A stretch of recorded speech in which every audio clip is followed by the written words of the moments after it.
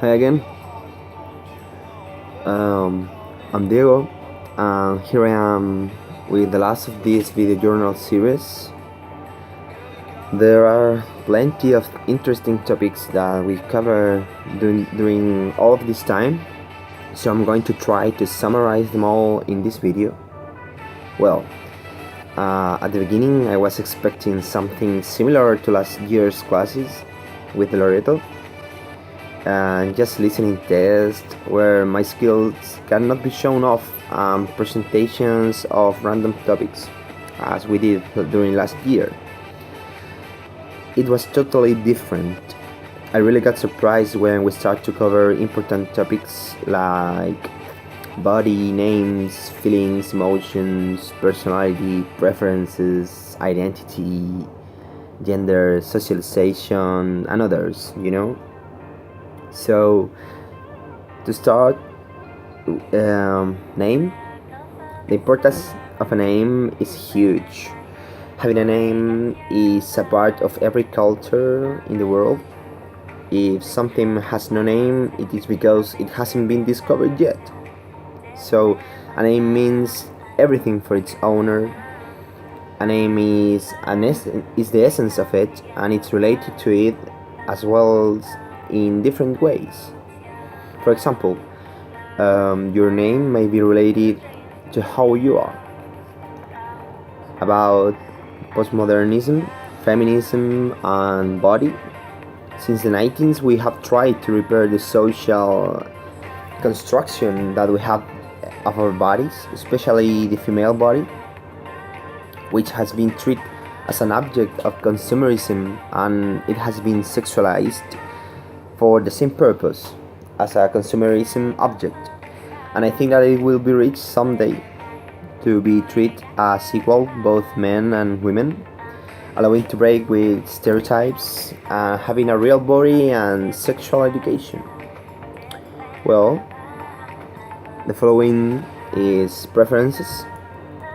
And all I have to say is that for me, liking something or preferring something, when I prefer something, it is because I've tried it before, so I already know what I like. Liking something is about experience.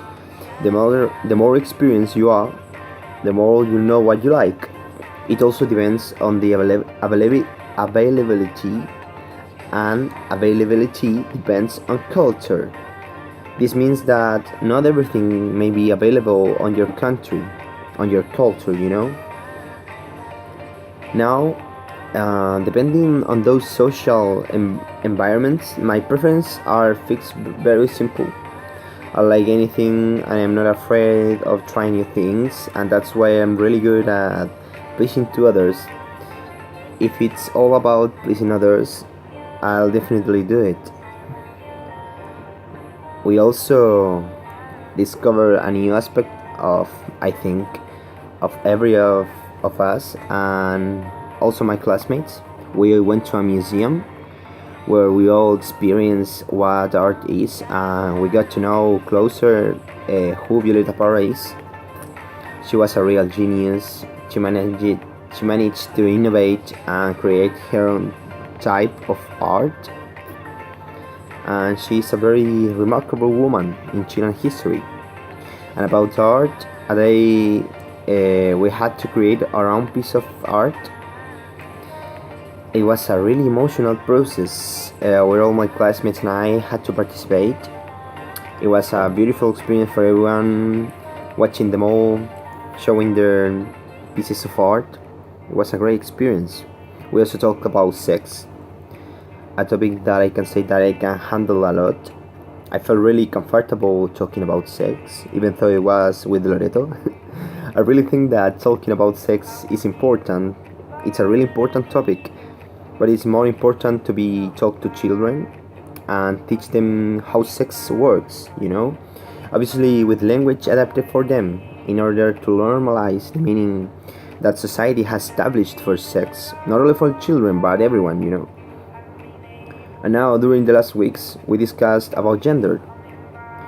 We talked about what gender is for everyone, what it means to be male, female, how the beliefs about gender may vary from one culture to another, and also from one person to another, from one family to another. And since I mentioned family, the next topic was family.